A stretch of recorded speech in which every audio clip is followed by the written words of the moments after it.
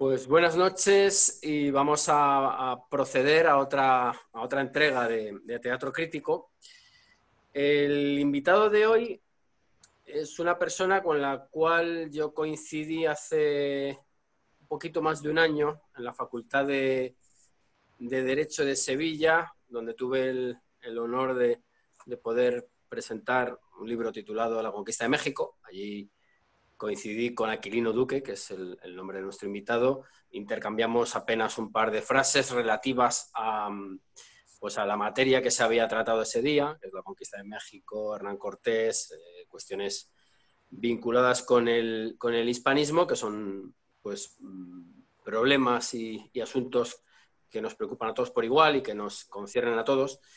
Y en recientísimas fechas, esta semana, hace unos días, Aquilino Duque publicó una reseña, que era más que una reseña, y es lo que nos ha llevado a la grabación de este programa, al respecto de un reciente libro titulado Nuestro hombre en la CIA, Guerra Fría, Antifranquismo y Federalismo. Es más que una reseña, es un comentario en el cual él pues, desvela muchas de las conexiones que mantuvo en su día, pues fundamentalmente con Pablo Martí-Zaro, que es, pues, digamos, el vehículo que a mí me permitió entrar en esta maraña de reuniones, de estrategias y de producción cultural de los años 50 y 60 fundamentalmente. Entonces, aprovechando ese reencuentro pues prácticamente fortuito, vamos a grabar con él hoy, vamos a intentar reconstruir su trayectoria vital, muy rica, con muy diversos escenarios, y que nos lleva a la actualidad, porque Aquilino Duque no descansa y no es alguien que contemple el pasado con nostalgia, sino que pues sigue trabajando en las líneas habituales de su obra ya larga, como es lógico de una persona de su edad. Pues lo primero, Aquilino, darte las gracias por prestarte a esta conversación y sí que nos gustaría que nos contases un poquito cuál ha sido tu contexto familiar, cómo ha sido tu formación y hacer de entrada de esta conversación, que luego nos llevará y que nos planteará pues tu acceso al mundo literario en el cual permaneces destacadamente. Bueno, yo nací en Sevilla. Mi madre era de una familia de origen levantino que se había establecido en Sevilla, mi abuelo, y mi madre prácticamente, salvo que nació en Villena, era sevillana. Mi padre era de la Sierra de Huelva, se conocieron allí en la época en que fueron a veranear mi madre y sus hermanas y su madre a ese pueblo. Y bueno, los 10 primeros años de vida transcurrieron en este pueblo de la Sierra de Huelva que se llama Azufre. Mientras estudiaba el bachillerato, los primeros cursos estudié allí, iba a Sevilla a examinarme, y a partir de los 15 años dejé de vivir en la sierra, viví primero en Azufre, luego en Higuera de la Sierra, y he vivido en Sevilla. Allí terminé el bachillerato, hice la reválida de entonces, cuando me llegó la hora, entré en la universidad, cursé la carrera de Derecho porque decían que tenía muchas salidas, y yo me salí por la tangente, me licencié, me dieron una beca. Bueno, ya a los 20 años pues fundé entre otros, con otros 4 compañeros de la universidad y de otras facultades, una revista de poesía, y tenía ya cierto ambiente como poeta joven en la ciudad. Desde los 20 años pues me han tratado muy bien y no tengo ninguna queja. Total, que conseguí me dieran una beca para ir a Cambridge, que fue un gran momento de mi vida. Luego de Cambridge se me ocurrió irme a Estados Unidos a hacer un máster en Dallas. De allí volví a España, trabajé un año cuando empezaron las bases americanas, en fin, con lo que es la base americana, y luego de allí pues lo dejé. Me fui a Alemania a dar clases de alemán a dar clases de español, perdón, a la vez que aprendía alemán. Vivía en Alemania pues hasta el año 59, el año 59 me fui a Madrid, que es cuando conocí a la mayoría de estas personas. Y yo conocía gente en Madrid por mis relaciones literarias y tal y cual, y otro, y que era que me introducían en estos ambientes. Y bueno, y entonces, y la pregunta que surge inmediatamente, para contextualizar mejor todo aquello, ¿qué ideología era la que tú profesabas en aquel entonces? ¿Qué ambientes ideológicos frecuentabas? Yo, por ejemplo, todo el tiempo estuve por ahí, una persona que me ayudó mucho, con el que tuve una gran sintonía, y en fin, era José Luis Cano. Y yo, donde colaboraba fundamentalmente, era en Ínsula, la revista Ínsula. De manera que cuando yo ya me había conocido, donde además el curso, digamos, de la escritura en prosa, que era nuevo en mí, pues donde lo tomé, pues fue en la colaboración con la revista Ínsula, una revista que era muy conectada con el extranjero, muy seguida por gente del exilio, sobre todo los departamentos de español de la Universidad de Anglosajona, y en fin, y ahí estaba yo.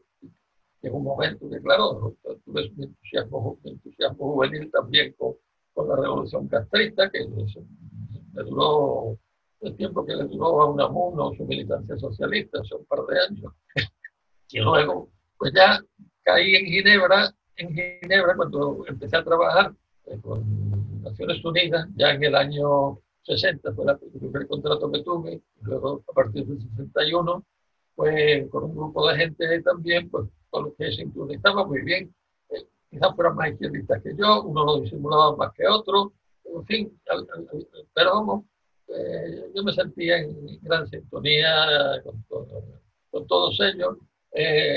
Siempre protestábamos del régimen, yo vamos, de ninguna cosa concreta, pero en general porque aspirábamos a tener unas democracias como las que yo había visto en Suiza o había visto en Inglaterra, cuando había vivido, en Estados Unidos y en Alemania también. Y bueno, pero luego ya llegando, avanzando el tiempo, ya en el año 68, creo que sí, el año 68, pues ahí ya sucesos de mayo, ahí ya me enfrentaron al resto del establishment y yo empecé a pensar de otra manera y a reaccionar, dicha sea la palabra, en las novelas que escribía ya, en particular una novela que escribí que se llamó La linterna mágica, que es la que disipó mi poca fama de escritor, vamos, progresista que pudiera haber tenido hasta este momento. O sea que es ahí donde se produce, al menos por parte del público, un giro en tu biografía o en tu trayectoria ideológica. Sí, sí, porque gente que me había elogiado mucho anteriormente, pues luego ya incluso ya tuvo hacia mí una actitud más polémica o simplemente el silencio. Simplemente el silencio.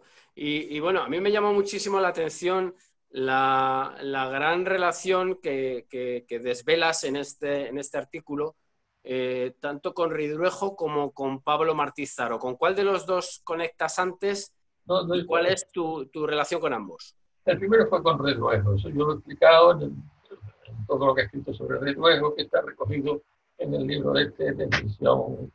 Y bueno, yo lo conocí en una cena donde precisamente era en honor de Pierre Emmanuel, del Congreso por la Libertad de la Cultura. Yo de Ridruejo lo que sabía era lo que había leído en las 1000 mejores poesías de la española y bueno, sabía ya de su existencia y me interesaba. Y sobre todo, una cosa que me impresionó mucho de Ridruejo, tiempos muy cuando yo estaba comenzando la universidad, el prólogo que le puso a la primera edición que se hizo en la España Nacional. Entonces, estoy hablando de los años 40 y algo. Yo entré en la universidad en el 48 y este libro que yo en mis manos en el 51 y, o el 50. El prólogo que le puso a las poesías completas de Antonio Machado. Y eso a mí me atrajo mucho, en fin, me atraía a través de las cosas que leía de él también, veía, en fin, el caso es que no lo conocí hasta ese momento en que me lo presentaron en esta cena. Yo tenía cierta ya amistad con la gente cuando estaba en Madrid, iba mucho por el bar de cultura hispánica, tenía mucha amistad con los poetas de cultura hispánica, Panero, en aquella época los más antiguos eran Panero, Subirón y Luis Rosales. Luis Rosales quería conectarme con él, y con Dionisio y tal y cual. En fin, y era una persona, pues, yo creo que se entendía muy bien con él y él también me tuvo gran afecto, me ayudó en todo lo que él podía y, en fin, para mí ha sido un amigo entrañable tal y cual. Luego yo sus digamos, sus actividades amiráticas, por llamarlo de alguna manera, no me convencían tanto, pero vamos, eso era y yo siempre he dicho que él iba, que yo me encontré con él cuando él volvía de regreso y yo iba, en el mismo camino, que habíamos seguido el mismo camino, pero claro, generaciones distintas, coyunturas históricas distintas y tal y cual. El enamoramiento por Italia, pues fue por Italia, él se enamoró de Italia cuando Italia todavía era fascista y yo me fui a Italia cuando ya era democrática. Pero yo creo que ahí los regímenes políticos importan muy poco. El caso de Italia no se duró a los dos por igual. Y bueno, es una cosa que yo hasta su muerte he tenido con él una amistad entrañable y me he carteado. Yo le he escrito a él muchas veces, solamente le he tenido una carta y una vez yo a Roma una carta larga, de la cual le he citado algunas frases del artículo este, y luego, pues claro, largas conversaciones que teníamos en Madrid cada vez que íbamos, me hablaba de todo, en fin. ¿Eran unas conversaciones de carácter literario o también con sesgo ideológico? Político, también se desahogaba en sus cosas políticas y unas cosas, pues, estaba de acuerdo no, pero en fin, y yo a una persona mayor, cuando me hablaba así de política, yo no me consideraba autorizado a una persona que tiene una experiencia de la que yo carecía, pues sentarme. En el caso de Alberti, por ejemplo, con Alberti yo hablo mucho, Alberti me echa amigos rocapolvo tremendo, pero yo pienso para un señor que ya está un hombre mayor, y yo soy al fin y al cabo, no tengo detrás de él, detrás de mí la experiencia que él tenga. En cuanto a militancia, ¿tú militaste en alguna organización política? No, yo jamás he militado, vamos, la única cosa que yo, bueno, he militado, o sea, me he apuntado, fue cuando ya con la democracia se fundó Alianza Popular, entonces a través de Fraga y estas cosas, pues sí, me apunté a Alianza Popular, pero me di de baja en cuanto se convirtió en Partido Popular. Pero entonces, en aquel contexto, tú eras, aparte de tu trabajo, lógicamente, te dedicabas en estos contextos a cuestiones meramente literarias. Puramente literaria, mira la gran... o sea, yo estudié Derecho, por eso decía antes lo que el Derecho con un poco de ironía, ¿no? Porque en realidad el norte de mi vida, la flor de mi vida, era la literatura. Cuando yo me fui a Alemania, no sabía lo que iba, pero aterricé en una escuela de idiomas, pues lo que quería era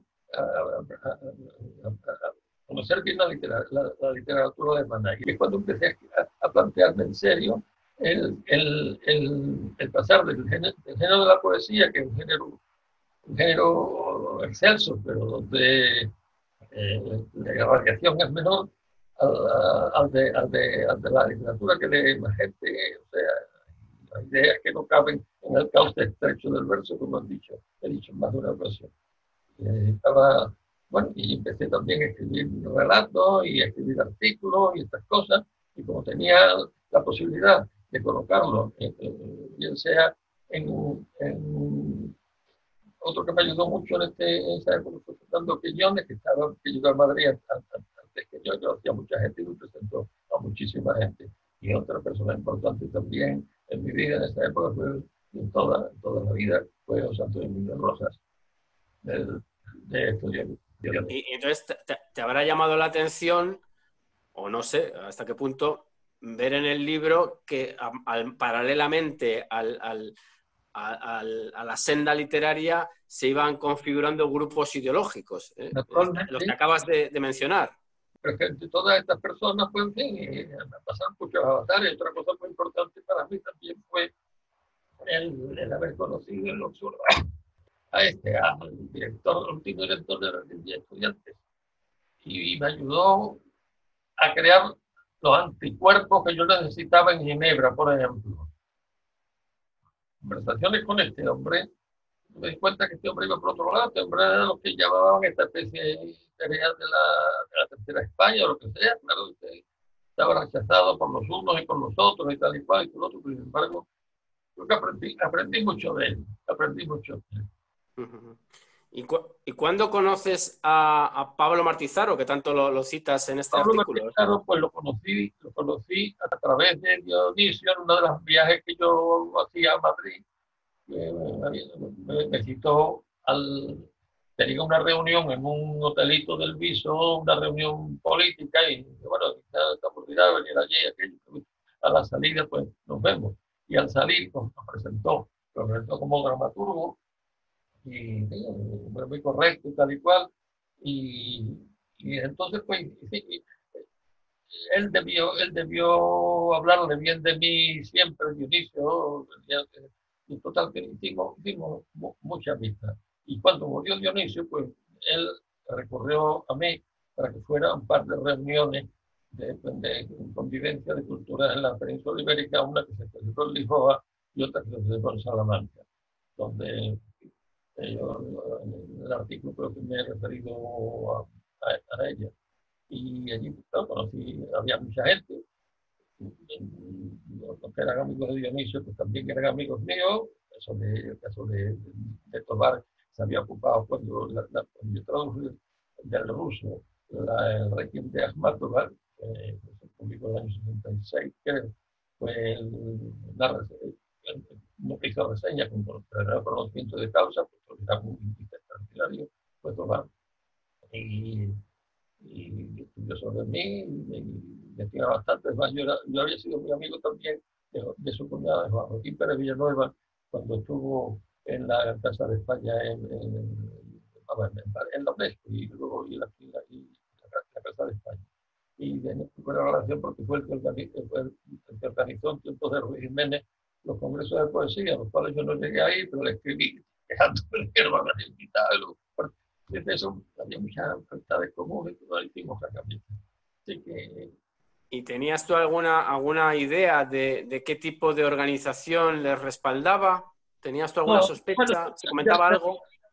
Yo no tenía ninguna, eran liberales, había gente, por ejemplo, yo me suscribí a la revista de Spender. Spender es un señor que había sido comunista y luego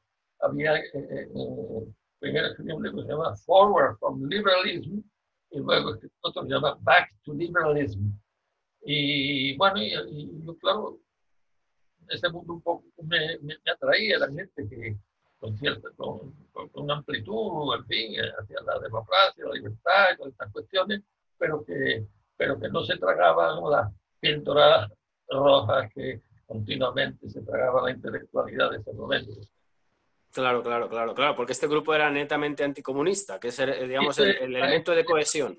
Eran anticomunistas todos ellos, y bueno, por lo visto Manuel había sido comunista contra la resistencia o algo de eso, pero vamos, Manuel ya en esa época era un hombre muy proamericano y tal y cual, y luego además entre ellos pues tampoco sintonizaban del todo, había muchos partidos.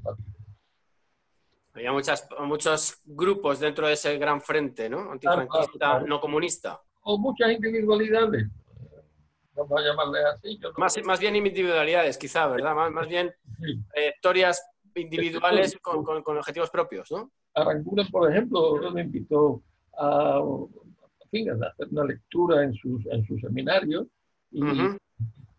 tuve muy buena relación con él.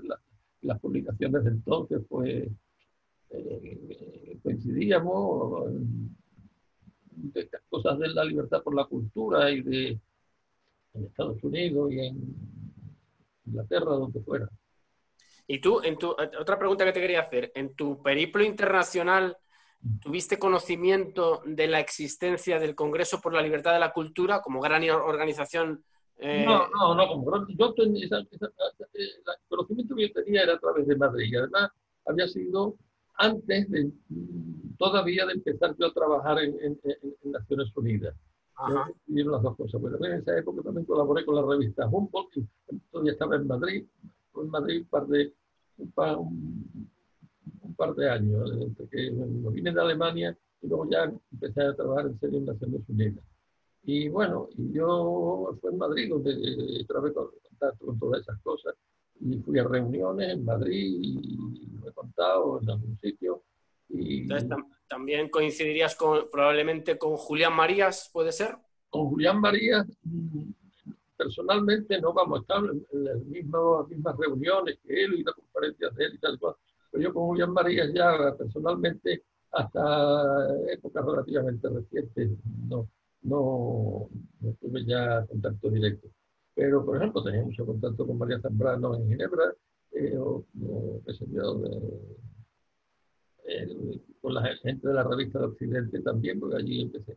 Allí es donde publiqué un ensayo importante sobre el 68, a raíz del 68, en la revista de Occidente, que era cuando la llevaba el hijo de Pigne, José Ortega. El Más, hijo. sí, sí. Una pregunta, vamos, que me surge así a bote pronto. Claro, todo el mundo, me imagino que todas estas individualidades, al margen de velar por sus intereses propios, Sí. tendrían una idea de cómo sería el fin del franquismo. ¿A qué ideas se manejaban o qué pálpito había por aquel entonces? Si es que lo conociste. Yo no lo veía, vamos, yo no lo sabía desde luego, yo nunca he percibido de profeta, ni yo siempre me preocupaba que nos aclararan bien la cuestión sucesoria Eso y, es. bueno, y participar y era un poco el reflejo de las cosas. Por ejemplo, mucho a la tertulia de Ínsula en Madrid, el tipo que estaba en Madrid, que eran los miércoles en Ínsula, y pudieron cosas hasta, por ejemplo, conocer a la que sería mi mujer, la conocí en la tertulia de Ínsula. Y bueno, y allí pues había gente, allí por ahí desfiló Sánchez Dragó, allí vino Orfila, del Fondo de Cultura Económica, el que dirigía, en fin, pasaba muchísima gente, Guillermo de Torres, Sí. personas que ya ahora mismo sería prolijo enumerar. Claro, lo cual además, Aquilino, y esto sí que me interesa subrayarlo porque yo según iba trabajando el libro me iban apareciendo muchísimos nombres y he querido dejar constancia de la enorme actividad literaria al menos, yo no sé hasta qué punto de politización, eso es más difícil de medir, que había en el Madrid de aquel entonces. O sea, que frente a la idea del tiempo de silencio tan famosa, un verdadero coro de voces, al menos configuradas alrededor de tertulias. ¿Es así? Claro que sí, había y además todos éramos disidentes, las cosas como son, yo también, en mi modesta dimensión también lo era. Ahora precisamente he exhumado, un hijo mío que me hace un Instagram de esto, ha exhumado una dedicatoria, vamos, he encontrado un amigo que es aficionado a los libros, a libros de viejos, a uno que fue el profesor mío en la facultad de Sevilla, vamos, era el profesor de formación política, era un hombre del CEU, llamado Montero, un hombre idealista, un hombre, en fin, pero ingenuo, en fin, medianamente formado, y, y este y le puse una dedicatoria que era a Manolo Montero, dice, en recuerdo del suspenso que me dio en formación política, porque ocurrió hacerle un breve elogio a la República, un poco también era por incordiar, ¿no? Por llevar la contraria, porque eso por lo visto está en mis genes, el llevar un poco la contraria al conformismo general. Y dijo que yo había inventado a Gercevich, un autor que yo citaba, porque de la clase de Aguilar Navarro, que era otro que también influyó muchísimo en mí, porque había que tratar de allí que nos motivaban mucho. Por ejemplo, eran independientemente de que luego hicieran o no, o fueran disparatados. Jiménez Fernández, José María de las Casas, Aguilar Navarro y otro que era fuera de serie, pintoresco por demás, que era Elías de Tejada. Elías de Tejada, sí, que venía ya de un pasado diferente, ¿no? No, entonces era carlista, Martillo, en fin, un tipo... Pero claro, fíjate, es que... hay gente que hacía pensar claro. y que hacía pensar y que eran como excitantes, ¿no? Independientemente de que a mí hay gente que me atraía por otros conceptos. Por ejemplo, los gentios, una persona que me atraía por la elegancia con se expresaba, la finura, en fin, y como iba, él pasaba sin romperse ni mancharse por el ámbito, por las coplas de la universidad. ¿Qué te voy a decir? Y más para recrear un poco este mundo tan variado que en realidad existe, y es que no se puede ocultar bajo la idea tópica de un franquismo monocorde que todo lo llenaba, ¿verdad? Eso no existió nunca, eso es el franquismo. Además, ocurría otra cosa, es que yo he sido testigo en la época en que yo estuve, los años que yo estuve en Madrid, vamos, y antes, desde que yo empecé a escribir poesía, y quien mandaba eran Celaya, Otero y compañía en poesía. En el teatro era cuando empezaba Sastre que no tenía más talento, pero bueno, Vallejo sí que se desarrolló camino estupendamente. Bueno, Vallejo, por cierto, siempre se portó muy bien conmigo, porque fue jurado en una beca las becas Marc y todas estas cosas, y siempre sabía, yo sé que me estimaba, aunque no tuviera una relación con él. Celaya me caía muy bien y me hacía muchas gracias, pero Celaya era la gran referencia y esa es la gran fuerza. Y luego la presión de los señoritos catalanes que además tenían dinero, que eran sí, ahí quería... en torno a Castellet, todo el círculo en torno a Castellet. Ahí quería llevarte. Y las peregrinaciones a Coyura y todas estas cosas, claro, yo ahí esto lo rechazaba más, porque ahí del sur, el que con más habilidad se introdujo ahí, pues, y más se mimetizó con ellos fue Caballero Bonal. Ajá, Caballero Bonal. Que saltó de Mallorca cuando estaba el hotel allí de secretario y ya se marchó a Barcelona y conectó mucho con ellos y tal y cual. En una ocasión incluso me dijo que, mira, si tú quieres que te lean al extranjero, haz poesía social. Claro, hasta que me digan a mí eso para que yo no la haga, porque a mí si me quieren, si hago poesía buena o mala, pues debe ser por mi calidad, no por el tema que yo cultivo. Y vamos a ver, has hablado de que la cuestión sucesoria era una de las preocupaciones del momento.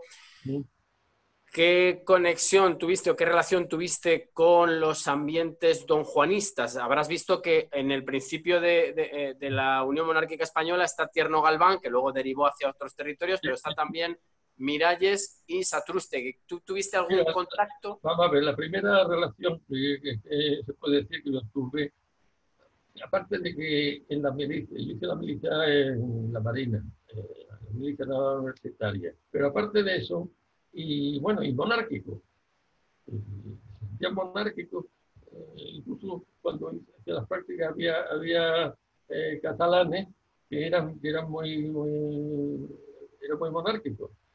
Y a mí la monarquía pues yo no la tomaba muy en serio, dado el ambiente general que había en España. Pero luego el que más tuve una gran amistad, uno de mis compañeros, también fue compañero en el trabajo, era el nieto de don Melquiades Álvarez, se llamaba también Melquiades, que este muchacho había hecho opositado sin éxito a la escuela diplomática, luego se casó con un sartorio, se fue a Ginebra de traductor y ya se quedó allí y tenía un bufete en Madrid, lo dejó y bueno, total, hicimos mucha amistad. Entonces él me quiso conectar ya en esa época, en los primeros tiempos de Ginebra, con sus amigos de la Unión Monárquica, no sé cómo se llamaba, que había en aquellos tiempos. Y Unión cuando Monárquica partí, Española. tal y cual. Y yo procuraba, y yo le dije que sí, que bueno, pero no, yo ya empezaba a poner en solfa todas aquellas conspiraciones, todas esas cosas, que luego, como lo he demostrado en las novelas que escribí ya desde ese momento. Y, y luego Luis Rosales, pues también una vez me estuvo, consideraba mucho a Don Juan, y tenemos que ir a tienes que venir, quiero presentártelo y tal y cual, y lo otro, seguramente pues no, vamos, ni afortunada ni desgraciadamente, a mí no me importa conocer a las personas, pero vamos, no hubo ocasión de conocer a Don Juan. Y hasta que luego la suerte de Y y por otro lado, además, un dato que no hemos sacado aquí a la luz, que tú lo revelas sí, en sí, ese artículo, es que tú estuviste en el restaurante Zarauz en el homenaje que se le da a Pierre Emmanuel. sí, sí, ¿Tienes tú algún recuerdo de aquella jornada, pues sí, de propio personaje? no, bueno, recuerdo primero que ahí es donde conocí personalmente a Dionisio. Estuvo desde el primer momento muy cordial, muy afectuoso conmigo. Luego estaban presidiendo allí, estaba Julián María, que empezaba a peinarse como Ortega, y luego estaba Laín Entralgo, con el que también tuve buena relación, y no puedo, me ha sido, vamos, lo considero un maestro también, con todas sus equivocaciones y todas sus cosas, y la discrepancia que puede tener con ellos, pero yo lo sigo respetando. Ahí entra algo que le asomaba un papelito que le quería haber leído del bolsillo interior de la americana. Todo el tiempo allí y no tuvo ocasión de leerlo en el homenaje a Emanuel. Y bueno, la cantidad de gente que yo he conocido en esa época y posteriores. Porque, porque de Pierre Emmanuel teníais vosotros conocimiento de su obra. No, yo creo, Manuel, la primera noticia que fue esa, luego ya él vino, cuando yo estaba en Ginebra, pues él vino a unas rencontres que había allí, se celebraban allí periódicamente, y en la que, como digo ahí, habló, en esta ocasión hablaba Oppenheimer, que era que cerraba, ¿no? Y fuimos allí, Valente y yo, y claro, nos procuramos mediante una antología de Manuel para estar un poco más informado sobre, Informado. sobre él. Luego él estuvo siempre muy cordial conmigo, vamos, tuve conversaciones interesantes con él. Claro, pues y luego en París incluso, como estaba ahí, eh, me invitó a comer en su casa, estuvo un hombre siempre muy amable. Y yo ya desconocía, luego el deterioro que entre ellos había ido produciendo entre todos ellos. Porque una cosa dije yo, una vez que yo fui a ver a Reduejo ya no quería saber nada. Me decía, no, una vuelta, tal cual, si lo otro. Salió el libro este de Ilusiones Españolas o Mesa, un libro de Aranguren, que era Memorias e Ilusiones Españolas, que era como su memoria. Me dijo Dionisio, esto es un libro psicoanalizable. Sí, pero y también es psicoanalizable, vamos a ver, o es casi psicoanalítica una revelación que comentas tú ahí, que te hace Juan Ramón Masoliver en torno al futuro Dionisio Ridíojo o lo que hubiera podido ser, que no Bueno, parece que era muy halagüeña las expectativas, porque dice, menos mal que Dionisio murió a tiempo porque si no habría hecho todavía muchas tonterías. ¿A qué tonterías crees tú en aquel momento que se refería y cuáles son las que piensas que hubiera realmente cometido? Eso lo que me ha incitado a evocar eso son un par de frases que citas en tu libro de Dionisio, ¿no? Y que a mí me dejaron completamente descolocado. Claro, yo solo pensaba como una persona, pero ya llegó un momento en que llegara al extremo de decir que se habían equivocado de bando y que en realidad la falange tenía que haberse alineado con el otro bando y tal y cual, pero coño, después de todo lo que, de lo que sabíamos de Rusia y de todas estas cosas, salir con esta historia, a mí me dejaba difuso. Una de las grandes discrepancias yo tenía con la gente de Ginebra, Valente sobre todo, con Valente yo tuve una amistad fraternal, digamos, hasta eso, hasta 67, cuando él se metió fue a Madrid, y ya estaba a Barcelona y, y, lo, y, lo, y tuvo que comparecer ante los hermanos Kresch, porque o sea, fue allí a ver qué es lo que pasaba, en lo de los capuchinos de Sarriá, y, y bueno, nada, en fin. El caso es que ya yo vi que la gente que rodeaba a Valente y tal y cual, no era lo que yo creía. A mí lo que me chocaba mucho en ese momento, yo traduje, yo me tomé la molestia de ir a hacer un curso en Moscú en el año 64. Además, yo como trabajaba también en Viena, había ido ya a Checoslovaquia y a Hungría y había visto un poco lo que era aquello, pues tenía relaciones a través de la familia de Azcárate que vivía en Ginebra, que fue embajador, el último embajador del Frente Popular en Londres. Pues, en fin, conocía un poco ya de Visu, quería conocer de Visu cómo eran los países comunistas. Y estuve y al volver de Rusia, pues luego había salido el Requiem de Ana Akhmatova, y como yo estudiaba ruso, pues entonces lo traduje.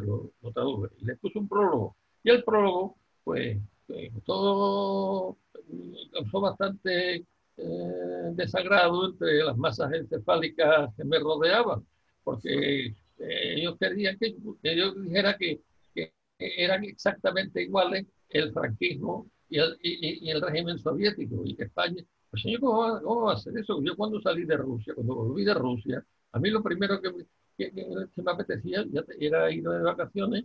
Tenía la familia aquí en España y me vine a Cádiz, que era lo más distinto a Rusia que pudiera ver en la vida, que aquello era un paraíso, venir a la España de los 60, sobre todo comparándolo con Rusia. En fin, y claro, ahí la discrepancia ya era bastante grande. Y esa era un poco la postura en esos momentos. Sí, y te quería preguntar también, a ver, ¿y tú cómo viste la evolución que tuvo durante aquellas décadas o los posicionamientos que fue adoptando la Iglesia Católica Española? ¿Tú viste la transformación de la misma?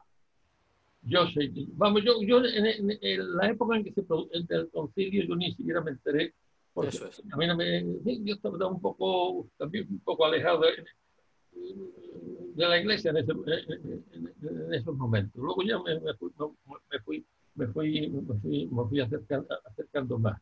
Y porque veía que era el único baluarte que podía tener Occidente frente a toda esta gran ofensiva ideológica roja, hablando mal y tonto, o bien y tonto.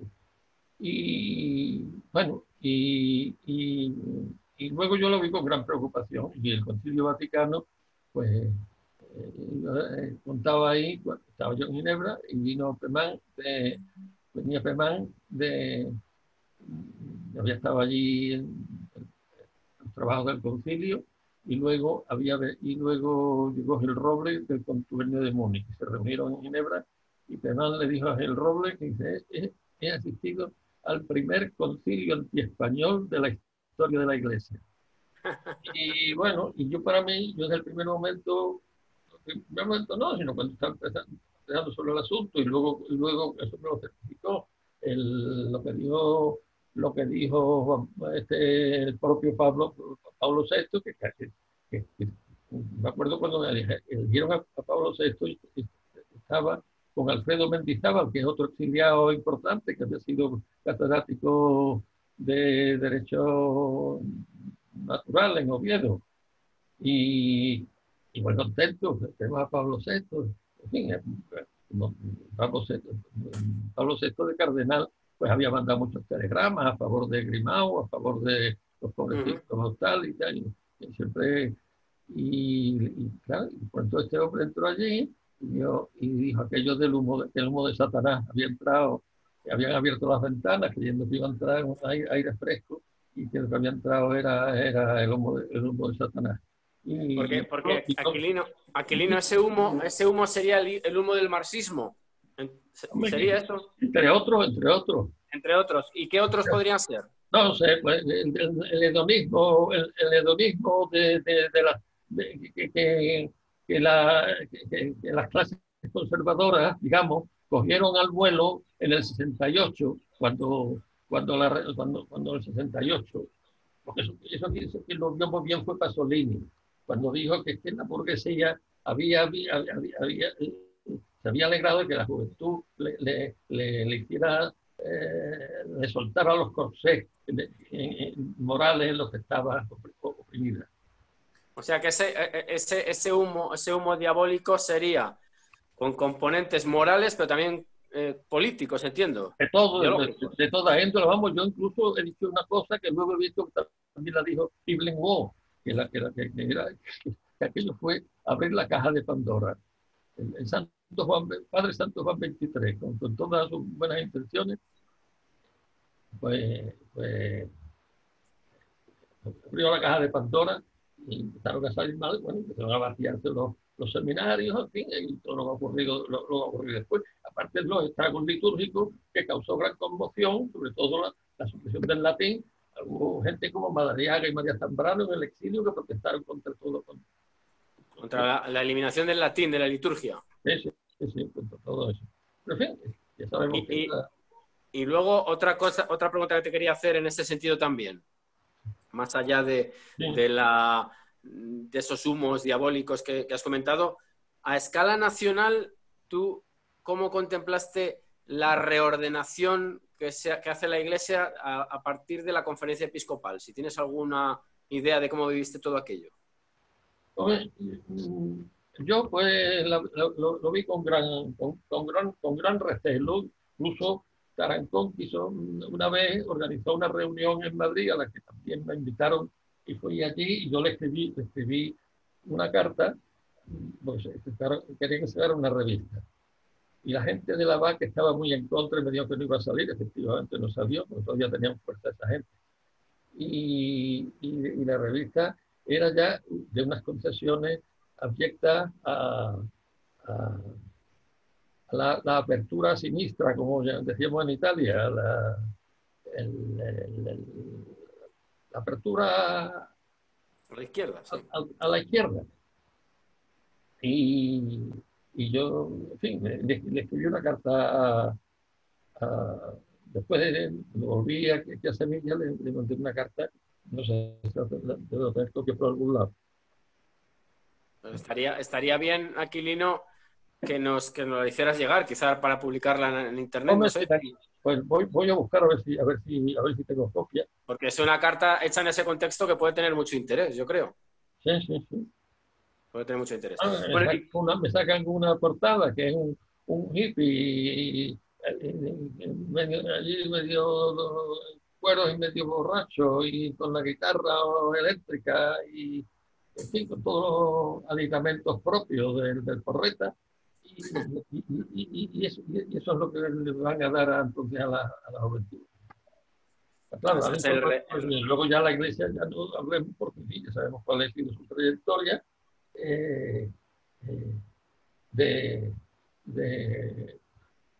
Entonces cuando vino se condenó la confesionalidad del Estado. El Estado italiano era confesional, igual que era el nuestro, naturalmente, por razones obvias. Entonces, pues, claro, había que ser anticonfesional. Y desde entonces, pues, los malos de la historia de la Iglesia era de Constantino para abajo, todo el mundo. ¿Y cómo viviste, para ir cerrando un poco, cómo viviste tú la llamada transición, que ya sé que es un periodo que es muy difícil acotar el inicio e incluso el final, aunque el final pudiéramos, muchos lo establecen en la, en la aprobación de la Constitución? ¿Cómo viste tú la configuración de aquellos partidos nuevos políticos? ¿Con cuál tenías tú más sintonía antes del 75? Estoy hablando, lógicamente. ¿Cómo Sí. viviste todo ese proceso? Pues yo ya he dicho que yo me apunté a una amiga, una poetisa de aquí, que ya murió, la pobre, me dio después de Sevilla. Y, la gente, los únicos que defienden algo, claro, los únicos que defendían la bandera, que hablaban, que decían que España era lo único importante, que España era lo único importante, era Alianza Popular, después, y me apunté a Alianza Popular. Y bueno, y yo los demás lo veía con el recelo.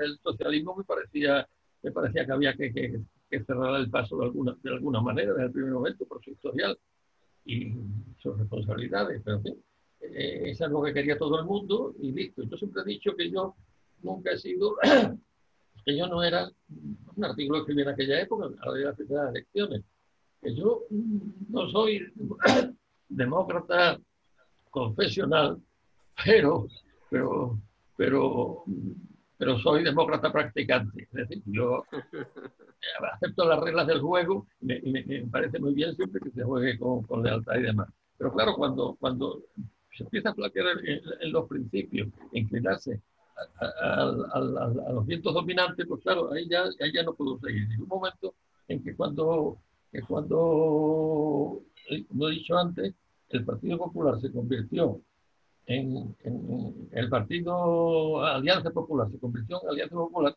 pues yo me salí. Y entonces Fraga pues me mandó, estuvo aquí en esta casa, a su delfín, que tenía que dar un mitin por estos alrededores, Bestringe, para que me convenciera de que no me fuera. Tal, y no, pues yo desde fuera apoyaré lo que haga falta, pero yo no soy hombre de partido, como decía Ortega, y además la Constitución es un arco para enanos, y yo no pienso, el arco constitucional es un arco para enanos, y yo no quiero pasarme el resto de mi vida con las piernas encogidas. Y desde el primer momento, pues yo he dicho lo que he dicho por escrito, incluso lo que he pensado sobre la evolución del sistema desde un primer momento, incluso cuando se votó la Constitución inmediatamente, yo vi los vicios ocultos que tenía y que nos iban a traer a la situación a la que nos han tenido ahora, es decir, el protagonismo excesivo dado a las fuerzas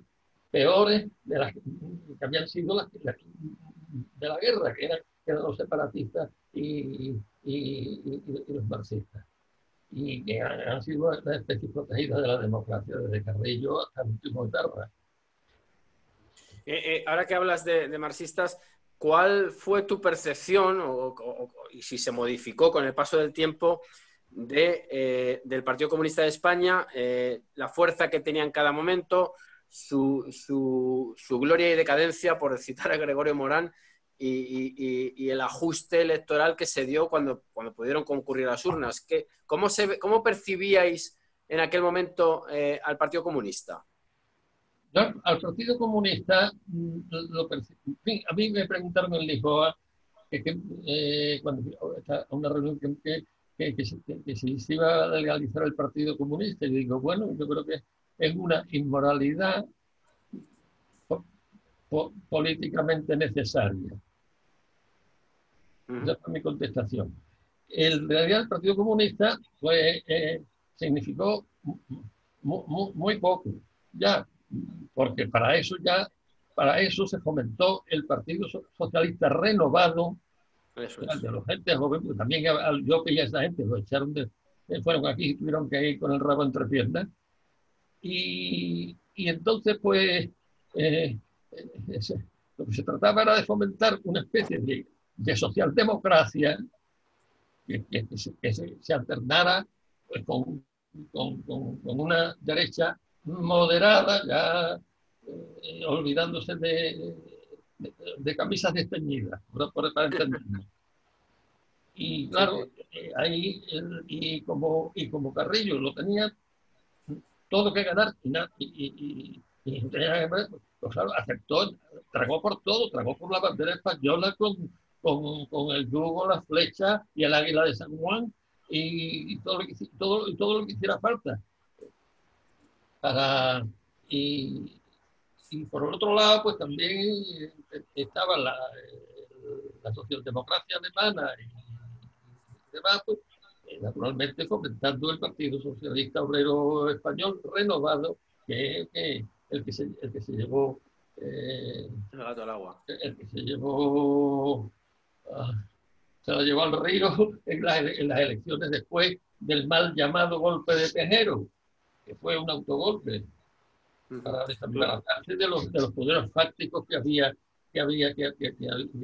concretamente el poder del ejército como poder fáctico, porque ya la Iglesia, que era otro poder fáctico, eso se había ocupado ya el Concilio Vaticano. Sí, sí, sí, sí, sí, sí.